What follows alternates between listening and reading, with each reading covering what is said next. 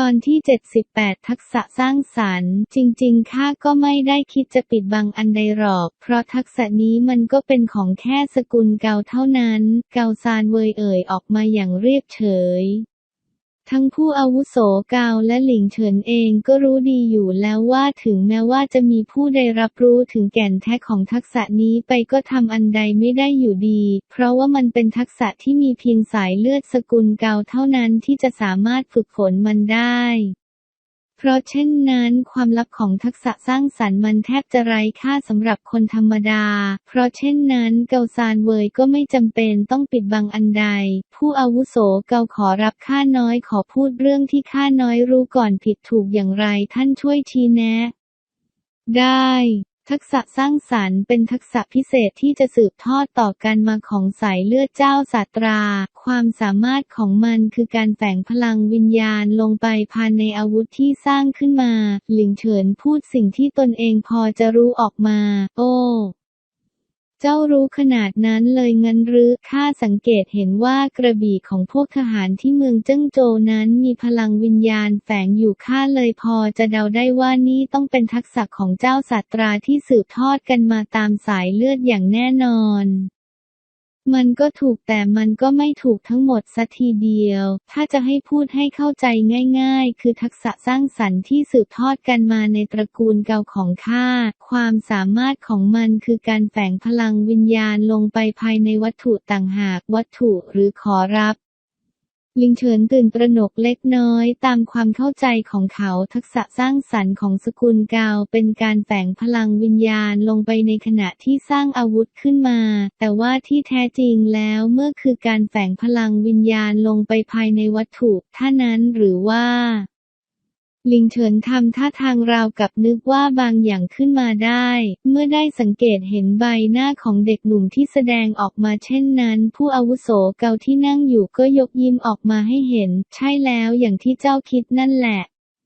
โดยปกติแล้วการสร้างเตาหลอมยาวิญญาณมันจะต้องใช้หินที่มีพลังวิญญาณในการสร้างมันขึ้นมาถ้าพูดถึงหินที่มีพลังวิญญาณถ้านำมันมาสร้างคงจะต้องใช้เงินไม่ต่ำกว่า 1,000 ตำลึงอย่างแน่นอนเกาซานเวยกล่าวออกมาพร้อมกับยกน้ำชาในมือจิบไปพลางหลิงเฉินรู้เรื่องนั้นการที่จะสร้างเตาหลอมยาเม็ดที่สามารถทนทานต่อพลังวิญญาณได้มันต้องใช้วัตถุดิบที่แข็งแกร่งพอจะสามารถทนทานกับพลังวิญญาณได้ซึ่งมันก็มีเพียงแค่ของจำพวกหินแร่ที่มีพลังวิญญาณเท่านั้นหินแร่ต่างๆที่มีพลังวิญญาณมันจะเกิดเองตามธรรมชาติหรือว่าบางครั้งก็จะพบเจออยู่ตามร่างกายของพวกสัตว์อสูรวิญญาณโดยช่างปกติจะนำพวกมันมาสร้างเป็นอาวุธวิญญาณใช้ในการต่อสู้การที่หลิงเฉินรู้ถึงพวกวัตถุพวกนั้นดีมันทำให้เขาตระหนักได้ถึงอันใดบางอย่างเมื่อได้ยินเรื่องความสามารถที่แท้จริงของทักษะสร้างสรรค์ของผู้อาวุโสเก่าการที่จะสร้างเตาหลอมวิญญาณสำหรับผู้อื่นมันอาจจะต้องใช้พวกหินแร่วิญญาณในการสร้างแต่สำหรับเกาซานเวยผู้นี้เขาเพียงแค่แฝงพลังวิญญาณไปภายในหินแร่ปกติแล้วก็นำมันมาสร้างเป็นเตาหลอมยาเม็ดวิญญาณผลลัพธ์มันก็ได้ออกมาไม่ต่างกันมากสักเท่าไหร่แต่ต้นทุนที่ใช้มันต่างกันลิบลับข้าเข้าใจแล้วขอรับขอบคุณผู้อาวุโสเกาที่ชี้แนะครับมันทำให้ข้าได้รู้อะไรหลายๆอย่างมากขึ้นหลิงเฉินกล่าวขอบคุณตามมารยาทถึงแม้ว่าทักษะของข้าจะไม่สามารถสร้างเตาหลอมยาเม็ดวิญญาณขึ้นมาได้มีประสิทธิภาพเท่ากับการใช้หินแร่วิญญาณในการสร้างแต่มันก็ไม่ต้องเปลืองเงินมากมายขนาดนั้นเจ้าว่าไหมล่ะเกาซานเวยไม่ได้พูดด้วยน้ำเสียงโอ้อวดหรืออันใดเขาเพียงแค่อยากจะบอกต่อเท่านั้นขอรับเรียนถามผู้อาวุโสอีกข้อแล้วเช่นนี้เตาหลอมยาเม็ดวิญญาณของข้าจะสร้างเสร็จเมื่อใดหรือขอรับเกาซานเวยทำท่าทางครุ่นคิดไปครู่ก่อนจะกล่าวออกมาด้วยเสียงที่หนักแน่น1 เดือนหลิงเฉินรู้สึกตกใจกับเวลาที่ใช้ในการสร้างอยู่ไม่น้อยแต่ก็พอจะเข้าใจได้เพราะว่าโดยปกติการสร้างเตาหลอมยาเม็ดวิญญาณ1 เตาจะต้องใช้ช่างฝีมือมากกว่า10 คน แต่เกาซานเวยผู้นี้ทำเพียงแค่คนเดียวสามารถสร้างมันเสร็จได้โดยใช้เวลาเพียงแค่1 เดือนเพียงแค่นี้ก็ดีมากแล้วได้ขอรับ1 เดือนถ้าท่านผู้อาวุโสเกาขาดเหลืออันใดก็บอกข้าได้นะขอรับข้าจะจัดหามาให้เกาซานเวยพอยักหน้าตอบกลับไปหลังจากที่พูดคุยเรื่องการสร้างเตาหลอมยาเม็ดวิญญาณกันอยู่พักใหญ่ๆเสร็จทั้งสองก็นั่งสนทนาเรื่องต่างๆกันภายในห้องโถงแห่งนั้นต่ออีกสักพักเกาซานเวยผู้นี้บัดนี้กลายเป็นว่าเขาสนิทกับหลิงเฉินไปเสียแล้วหลิงเฉินได้รู้เรื่องต่างๆเกี่ยวกับผู้อาวุโสเกาผู้นี้อีกหลายเรื่องที่น่าประหลาดใจสำหรับหลิงเฉินก็คงจะเป็นเรื่องอายุของเกาซานเวยที่บัดนี้อายุก็ปาเข้าไป70แล้วในยุคสมัยของหลิงเฉินการที่จะมีอายุขัยยั่งยืนหลายร้อยปีมันไม่ใช่เรื่องแปลกแต่นั่นมันเป็นสิ่งที่มีแต่ผู้ฝึกตนระดับสูงเท่านั้นที่จะทำได้โดยการวาดอักขระอายุยืนใส่กับร่างของตนเองแต่เกาซานเวยผู้นี้ไม่ได้ใช้อักขระอายุยืนแต่ว่าร่างกายกับยังคงราวกับหนุ่มวัยชกรเช่นนี้ทำให้หลิงเฉินประหลาดใจยิ่งนักการที่เตาหลอมยาเม็ดวิญญาณต้องใช้เวลาสร้างถึง1 เดือนมันทำให้หลิงเฉินต้องทำหลายๆอย่างใหม่ยามแรกเขาคิดจะใช้เงินซื้อเตาหลอมยาเม็ดวิญญาณมาในทันทีการจะปลูกต้นสมุนไพร5 สีเพิ่มมันก็เลยต้องแบ่งเป็นสัดส่วนให้แน่นอนแต่ตอนนี้มันไม่จำเป็นแล้วในระยะเวลา1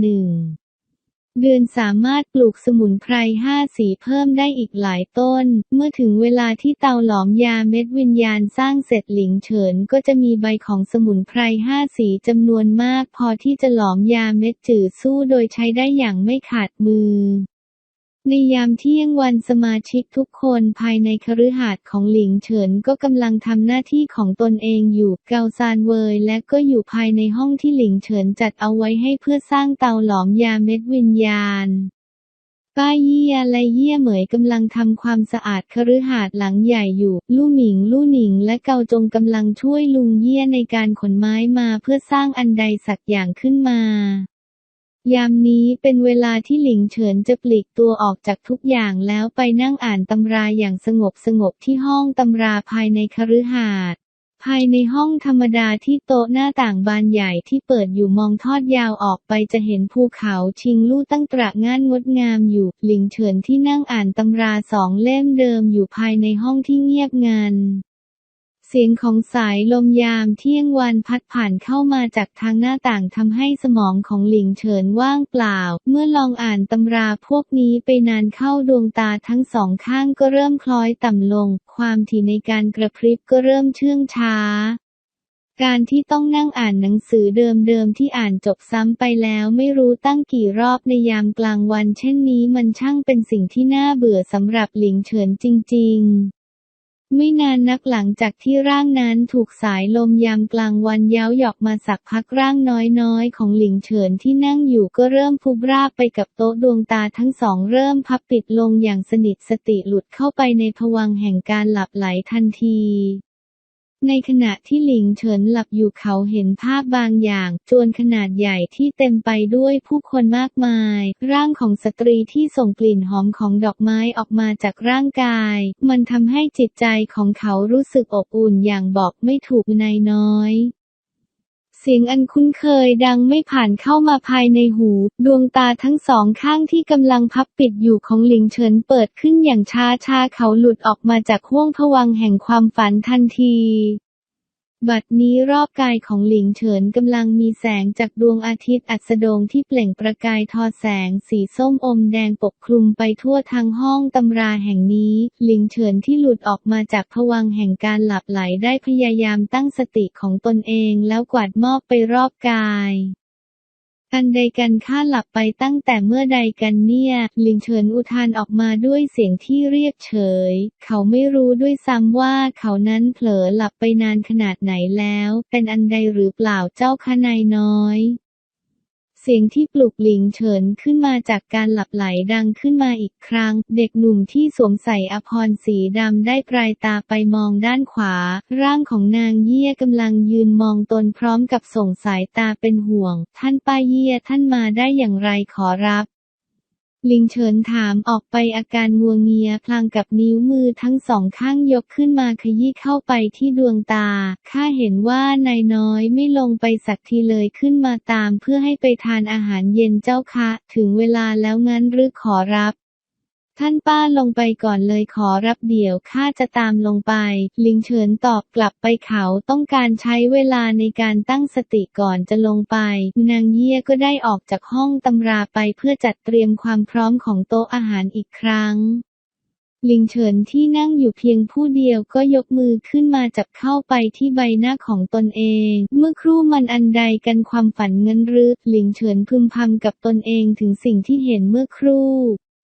จะเรียกได้ว่ามันเป็นความฝันหรือไม่หลิงเฉินเองก็ไม่แน่ใจเหมือนกันเพราะภาพและความรู้สึกมันเหมือนราวกับนั่นเป็นสิ่งที่ถูกฝังเอาไว้อยู่ภายในความทรงจำลึกๆเด็กหนุ่มวัย16 ปีที่นั่งอยู่ภายในห้องตำราที่เงียบงันก็ถอนหายใจลากยาวออกมาด้วยความหนักใจก่อนที่จะลุกขึ้นไปเพื่อลงไปร่วมทานอาหารที่โต๊ะอาหารด้านล่างสิ่งที่เกิดขึ้นมาอย่างเป็นปริศนากับหลิงเฉินเขาก็สลัดมันออกไปจากความคิดแล้วปล่อยมันผ่านไปอย่างไม่มีอะไรเกิดขึ้นหลิงเฉินได้ต้องรอเวลาให้อาการที่ผู้อาวุโสเกาจะสร้างเตาหลอมยาเม็ดวิญญาณให้กับเขาสำเร็จ1 เดือนผ่านไปหลิงเฉินใช้ชีวิตภายในคฤหาสน์ของตนเองอย่างเดิมโดยแต่ละวันสิ่งเดียวที่หลิงเฉินทำได้ในขณะที่ไม่สามารถขัดเกลาพลังวิญญาณได้มันก็คือการฝึกฝนทักษะก้าวชีพจรและทักษะฝ่ามือเปลวเพลิงเท่านั้นบัดนี้ทักษะก้าวชีพจรของหลิงเฉินก็สามารถฝึกฝนขึ้นไปได้อยู่ในขั้นที่ 4เรียบร้อยแล้วภายในร่างกายของหลิงเฉินมีแก่นพลังวิญญาณสำรองอยู่ทั้งหมดถึง4 อันแม้ว่าบัดนี้จะสามารถฝึกฝนทักษะก้าวชีพจรจนขึ้นไปอยู่ในขั้นที่ 4ได้สำเร็จแต่หลิงเฉินก็ยังไม่สามารถไขปริศนาที่อยู่ในทักษะก้าวชีพจรขั้นที่10ได้แต่มันมีเรื่องที่น่ายินดีอีกอย่างหนึ่งนั่นคือบัดนี้ทักษะฝ่ามือเปลวเพลิงของหลิงเฉินสามารถบรรลุได้ถึงแก่นแท้ของทักษะจนสามารถสำเร็จถึงขั้นที่10ได้แล้วและเรื่องที่น่ายินดีตามมาก็คือเตาหลอมยาเม็ดวิญญาณของหลิงเฉินที่เขาเฝ้ารอมา1 เดือนเต็มๆก็สร้างเสร็จเรียบร้อยแล้วจบตอนที่79เตาหลอมยาเม็ดวิญญาณหลิงเฉินมุ่งตรงไปที่ห้องของผู้อาวุโสเกาทันทีเมื่อรู้ว่าเตาหลอมยาเม็ดวิญญาณนั้นถูกสร้างเสร็จเรียบร้อยแล้วเด็กหนุ่มวัย16 ปีสวมใส่อาภรณ์สีดำทมิฬกำลังเดินตรงไปบนทางเดินลากยาวที่มุ่งตรงไปที่ห้องของผู้อาวุโสเกาด้วยท่าทางรีบเร่ง2 เท้าก้าวเดินไปด้านหน้าอย่างรวดเร็วราวกับพร้อมจะออกวิ่งได้ทุกเมื่อ2 เท้าที่ก้าวไปด้านหน้าด้วยความเร็วหยุดลงตรงหน้าห้องของผู้อาวุโสเกาก่อนที่2 มือจะดันประตูที่ปิดอยู่เปิดเข้าไปด้านในทันทีด้านในห้องสี่เหลี่ยมใจกลางห้องมีเตาหลอมยาเม็ดวิญญาณขนาดใหญ่ตั้งตระง่านอยู่ใจกลางห้องโดยมีผู้อาวุโสเกายืนชื่นชมผลงานของตนอยู่ข้างๆมันเป็นเตาหลอมยาเม็ดวิญญาณที่ถูกสร้างขึ้นมาจากแร่เหล็กชั้นดีหลิงเฉินได้เดินเข้าไปเพื่อมองมันดูอย่างใกล้ๆเตาหลอมยาเม็ดวิญญาณเบื้องหน้าของเขามันมีความสูงมากกว่าตัวของหลิงเฉินเสียอีกเด็กหนุ่มที่สวมใส่อาภรณ์สีดำทมิฬใช้ดวงตาทั้งสองข้างของตนเองประเมินมันอย่างละเอียดเตาหลอมยาเม็ดวิญญาณมันกำลังเปล่งประกายพลังวิญญาณออกมาอย่างเห็นได้ชัด1 เด็กหนุ่ม1 ชายชราทั้งสองยืนมองผลงานที่ถูกสร้างเสร็จอย่างไม่กระพริบตาอยู่สักพักเจ้านี่เสร็จเรียบร้อยแล้วใช่หรือไม่ขอรับท่านผู้อาวุโสเกาหลิงเฉินที่ยืนอยู่ข้างกายของเกาซานเวยถามอีกครั้งเพื่อความแน่ใจใช่ข้าขอบคุณท่านผู้อาวุโสเกาอีกครั้งหลิงเฉินไม่ลืมมารยาทที่ตนเองควรจะทำโดยการยกมือคารวะเกาซานเวยอีกครั้งเมื่อเตาหลอมยาเม็ดวิญญาณสร้างเสร็จเรียบร้อยแล้วหลิงเฉินก็จัดแจงนำมาไปไว้ที่ห้องโอสถที่ตั้งอยู่บนชั้น2ของคฤหาสน์หลิงเฉินที่ยืนอยู่หน้าเตาหลอมยาเม็ดวิญญาณที่ถูกย้ายมาที่ห้องโอสถเรียบร้อยแล้ว การปรุงยาเม็ดจื่อสู้มันจะต้องหาส่วนประกอบอื่นหลังจากสมุนไพร5 สีมาอีกแต่ของพวกนั้นมันก็ไม่ได้หายากเย็นอันใดเพราะเขาเคยเห็นมีขายอยู่ภายในเมืองชิงลู่หลิงเฉินที่ใช้สองตาของตนเองมองเตาหลอมยาเม็ดวิญญาณที่ตั้งอยู่เบื้องหน้ามาสักพักก็ได้พากายของตนเองเคลื่อนที่ไปตรงหน้าต่างบานใหญ่ภายในห้องที่ถูกเปิดเอาไว้ห้องโอสถนี้ตั้งอยู่ตรงตำแหน่งด้านหน้าของคฤหาสน์พอดิบพอดีทำให้เมื่อมองออกไปจะเห็นทัศนียภาพหน้าคฤหาสน์หลิงเฉินที่ทอดสายตามองค์ยาวออกไปที่ด้านหน้าของคฤหาสน์สิ่งที่เขาเห็นคือต้นสมุนไพร5 สีจำนวนนับร้อยต้นที่กำลังเปล่งประกายทอแสงสีทั้ง5ออกมาข้างๆแปลงของสมุนไพร5 สีก็มีลุงเยี่ยลู่หมิงเกาจงกำลังช่วยกันขนไม้มาเพื่อสร้างอันใดสักอย่างครั้งก่อนทั้ง3ก็สร้างเล้าเลี้ยงไก่ขนาดใหญ่ขึ้นมาจนบัดนี้ก็เริ่มทำการเพาะเลี้ยงไก่ขึ้นมาบ้างแล้วสิ่งที่ทำให้หลิงเฉินประหลาดใจอีกอย่างก็คือบัดนี้ร่างกายของลุงเยี่ยไม่ได้เป็นคนอ่อนแอเช่นก่อนหน้านี้แล้วร่างกายที่ผอมแห้งจนแทบจะเหลือแต่กระดูกก็ถูกแทนที่ด้วยมัดกล้ามที่สมดั่งบุรุษเมื่อประมาณ1 เดือนก่อนหน้านี้ตอนนั้นหลิงเฉินได้ลองทำการอันใดบางอย่างเพื่อพิสูจน์นั้นคือการนำน้ำภายในสระบัวมาให้กับลุงเยี่ยกิน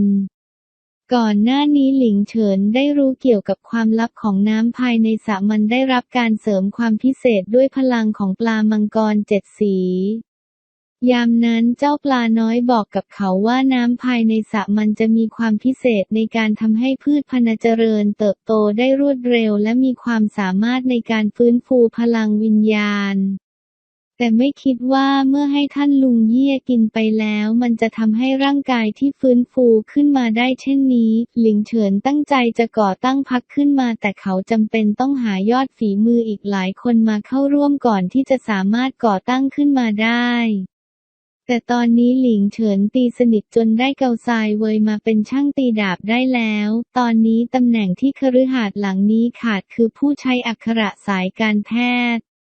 ยามบ่ายของวันหลิงเฉินก็ควบอาชาสีน้ำตาลมุ่งตรงเข้าไปภายในเมืองชิงลู่เพื่อไปหาซื้อสมุนไพรหลายๆอย่างที่จะนำมาปรุงยาเม็ดจื่อสู้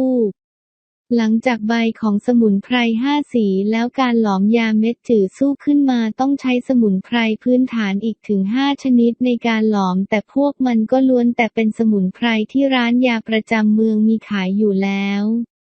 หลิงเฉินก็เพียงแค่ไปเลือกซื้อพวกมันมาเท่านั้นเองเมื่อไปถึงร้านยาประจำเมืองชิงลู่หลิงเฉินก็แจ้งชื่อสมุนไพรที่ต้องการไปและซื้อพวกมันมาในจำนวนทั้งหมดที่ร้านมีเขาต้องการพวกมันเป็นจำนวนมากเพื่อจะหลอมยาเอาไว้ใช้วันนี้เป็นเพียงแค่ที่การเตรียมการวัตถุดิบเท่านั้นเขาวางแผนเอาไว้ว่าพรุ่งนี้ตอนเช้าจะเริ่มหลอมยาเม็ดวิญญาณจื่อสู้ครั้งแรกหลังจากที่ซื้อสมุนไพรที่ต้องการที่ร้านยาประจำเมืองชิงลู่เสร็จหลิงเฉินเดินทางไปที่ตลาดเพื่อหาซื้อพวกมันเพิ่มเขาไม่เคยหลอมยาเม็ดวิญญาณมาก่อนเลยต้องซื้อพวกวัตถุดิบการปรุงยาเอาไว้จำนวนมากเพราะในการที่หลอมพลาดเขาไม่ใช่ผู้ฝึกตนสายการแพทย์เรื่องการหลอมยาเป็นสิ่งที่หลิงเฉินไม่ถนัดและไม่รู้ว่าตนเองจะได้ทำหรือไม่ในสมัยก่อนแม้ว่าหลิงเฉินจะให้เยี่ยหวนสอนเกี่ยวกับเรื่องการหลอมยาอยู่บ้างแต่หลิงเฉินก็ได้เรียนรู้มาเพียงแค่ผิวเผินเท่านั้นราตรีอันแสนจะเงียบงันค่ำคืนนี้ท้องนภาถูกปกคลุมไปด้วยม่านเมฆสีดำสนิทไม่เห็นแม้แต่ดวงจันทราหรือดวงดาราเลยสักนิดภายในเมืองหลวงเองก็ไม่ต่างจากที่อื่นในค่ำคืนที่อับแสงเช่นนี้ตามจุดต่างๆเองก็เต็มไปด้วยความมืดมิดตำหนักของไท่จื่อด้านในตำหนักมีแสงจากเปลวเทียนถูกจุดเอาไว้ให้สว่างไสวไปทั่วห้องโถงภายในตำหนักที่เงียบงันร่างอันสง่างามของเหอหลิงที่สวมใส่อาภรณ์สีทองที่ถูกถักทอมาจากผ้าไหมชั้นยอดนั่งอ่านตำราบางอย่างอยู่ตรงเก้าอี้ตำแหน่งประธาน ดวงตาทั้งสองกำลังกวาดมองตัวอักษรภายในตำราอย่าขมักเขม้นจากการที่รอดกลับมาจากสงครามชายแดนแคว้นหมิงได้สำเร็จเวลาผ่านพ้นไปถึง1 เดือนหมิงเหอหลิงได้ขัดเกล่าพลังวิญญาณตามการชี้แนะของหลิงเฉินจนตอนนี้ระดับพลังวิญญาณของไท่จือแห่งแคว้นหมิงก็สามารถพัฒนาไปจนถึงระดับอย่างรู้ขั้นที่6เรียบร้อยแล้วเหอหลิงเป็นอัจฉริยะเขามั่นใจว่าภายในไม่กี่เดือนข้างหน้าเขาจะสามารถขึ้นไปอยู่ในระดับบรรลุชะตาได้อย่างแน่นอนรอบกายที่เงียบงันอยู่ร่างของหมิงเหอหลิงก็รู้สึกแปลกดวงตาทั้งสองข้างของเหอหลิงเริ่มคล้อยต่ำลงความถี่ในการกระพริบตาก็เริ่มเชื่องช้าลงเรื่อยๆตามระดับผ่านไปไม่นานนักดวงตาทั้งสองข้างของเหอหลิงก็พับปิดลงจนสนิทร่างอันสง่างามที่นั่งอยู่บนเก้าอี้นิ่งสนิทไปราวกับเข้าสู่ภวังค์แห่งการหลับไหลตึกเสียงฝีเท้าปริศนาได้ดังขึ้นมาจากด้านนอกของตำหนักร่างขององครักษ์หลวงที่ยืนคุ้มกันอยู่ด้านนอกมากมายก็ล้วนล้มหมดสติไปตามกันบุรุษชุดดำผู้หนึ่งที่สวมใส่อาภรณ์สีดำที่แสนจะกลมกลืนกับความมืดได้ปรากฏขึ้นมาจากเงามืดอย่างช้าร่างกายสูงใหญ่ที่แสนองอาจย่างกายมุ่งตรงไปที่ตำหนักของไท่จือใบหน้าของบุรุษปริศนาผู้นี้ถูกปิดบังเอาไว้ด้วยผ้าสีดำอย่างมิดชิดเสียงของฝีเท้าทั้งสองก้าวเดินตรงไปด้านหน้าด้วยระดับความเร็วเท่าเดิมก่อนที่จะผ่านประตูใหญ่ทางเข้าสู่ตำหนักด้านหน้าเข้าไปอย่างไม่มีผู้ใดขัดขวางร่างอันไร้สติของเหล่าองครักษ์นอนหมดสติอยู่สองข้างทางสองเท้ายังคงก้าวเดินตรงไปที่ห้องโถงภายในตำหนักด้านหน้าที่มีร่างของเหอหลิงนั่งนิ่งอยู่มือขวาของบุรุษชุดดำที่ปิดบังตัวตนนั้นได้เอื้อมไปจับด้ามกระบี่ที่อยู่ภายในมือซ้ายและดึงมันออกมาจากฝักกระบี่อันคมกริบได้ถูกดึงออกมาจากฝักกระบี่อันส่องแสงสว่างสีเงินภายในความมืดมันสร้างเจตนามุ่งร้ายออกมาให้เห็นอย่างชัดเจนตึกเสียงฝีเท้ามันเริ่มย่างกายเข้ามาใกล้ร่างของเหอหลิงที่นั่งนิ่งอยู่ภายในห้องโถงเรื่อยๆก่อนที่เท้าทั้งสองข้างของบุรุษชุดดำที่ปิดบังตัวตนจะหยุดลงตรงหน้าร่างของที่ตกอยู่ภายในภวังค์ของเหอหลิงกระบี่ในมือของมันได้ยกสูงขึ้นพร้อมจะตวัดลงมาใส่ร่างอันสง่างามของเหอหลิงในที่อยู่บนเก้าอี้เบื้องหน้าฟิวแครงแต่ในชั่วพริบตาที่กระบี่นั้นจะปิดชีพเหอหลิงร่างของรองแม่ทัพใหญ่ก็พุ่งเข้ามาจากทางด้านหน้าต่างอย่างรวดเร็วพร้อมกับนำกระบี่ของตนหยุดกระบี่ของมันเอาไว้ได้ก่อนที่จะโดนเข้ากับร่างของไท่จือเมื่อกระบี่ที่แฝงไปด้วยเจตนามุ่งร้ายของมันถูกหยุดเอาไว้ดวงตาทั้งสองที่มิได้ถูกปิดบังด้วยผ้าสีดำก็เบิกกว้างแสดงถึงความตื่นตระหนกพริบตาที่บุรุษชุดดำตระหนกกับสิ่งที่เกิดขึ้นดวงตาที่พับปิดอยู่ของมิงเหอหลิงได้เปิดขึ้นมามือข้างขวาของเขาเอื้อมไปจับกระบี่ผ่าสวรรค์ที่แอบซ่อนเอาไว้ด้านหลังอย่างรวดเร็วก่อนจะตวัดเข้าไปที่กลางลำตัวของบุรุษชุดดำที่พยายามปิดบังตัวตนผู้นี้ฉึกเพียงแค่การฟันครั้งเดียวกระบี่ผ่าสวรรค์ในมือของเหอหลิงสร้างบาดแผลขนาดใหญ่ที่หน้าท้องของมันได้โลหิตสีแดงสดไหลรินออกมาจากบาดแผลที่เกิดขึ้นเป็นจำนวนมากเท้าขวาของเหอหลิงที่อยู่ในท่านั่งยกขึ้นมาแล้วออกแรงถีบเข้าที่หน้าท้องของมันตึงร่างของบุรุษชุดดำผู้นั้นเซถอยหลังไปหลายก้าวเป็นอันใดหรือไม่พยัคฆไท่จือรองแม่ทัพใหญ่หันไปถามไม่เหอหลิงตอบกลับด้วยเสียงเรียบเฉยก่อนจะค่อยๆลุกขึ้นมาจากเก้าอี้ที่ตนนั่งกระหม่อมเองพะยะค่ะรองแม่ทัพใหญ่ที่ยืนอยู่ด้านหน้าของไท่จือกล่าวขึ้นมาก่อนจะออกแรงพุ่งตรงเข้าไปหาร่างของบุรุษชุดดำผู้นั้นที่ได้แผลจากกระบี่สวรรค์ไป1 แผลรองแม่ทัพใหญ่ผู้นี้เองก็มีดีอยู่ไม่น้อยเหมือนกันไม่เช่นนั้นก็คงไม่สามารถเป็นคนสนิทของแม่ทัพใหญ่เว้ยได้รองแม่ทัพใหญ่ผู้นี้เองก็เป็นผู้ฝึกตนระดับบรรลุชะตาขั้นหนึ่ง การเคลื่อนไหวของเขารวดเร็วป่านลูกธนูไม่พริบตาเดียวก็สามารถเข้าประชิดร่างของบุรุษชุดดำผู้นั้นได้แล้ว กระบี่ในมือของรองแม่ทัพพุ่งใส่ร่างของมันพร้อมจะปิดชีวิต กระนั้นบุรุษชุดดำผู้นั้นแม้จะบาดเจ็บแต่ก็สามารถเคลื่อนกายหลบกระบี่ของรองแม่ทัพใหญ่ผู้นี้ได้แสดงให้เห็นถึงว่าเขามีฝีมือที่สูงล้ำกว่า เมื่อสามารถเคลื่อนกายหลบกระบี่ของรองแม่ทัพได้แล้วมันได้เคลื่อนกายพุ่งตรงไปทางประตูทางเข้าของตำหนักเพื่อหวังจะหนีออกไปทว่าร่างของผู้ที่ปรากฏกายออกมายืนขวางเอาไว้ก็ต้องทำให้มันผงะร่างกายกำยำสูงใหญ่ที่ถูกสวมทับด้วยชุดเกราะสีเงินที่ปรากฏกายออกมาพร้อมกับกระบี่เล่มยาวภายในมือใบหน้าเคร่งขรึมคิ้วทั้งสองขมวดเข้มมองตรงไปที่ร่างของผู้ที่คิดร้ายกับผู้เป็นนายอย่างไม่กระพริบตาแม่ทัพใหญ่เว่ยปรากฏกายออกมาขวางทางออกของตำหนักเอาไว้จบตอน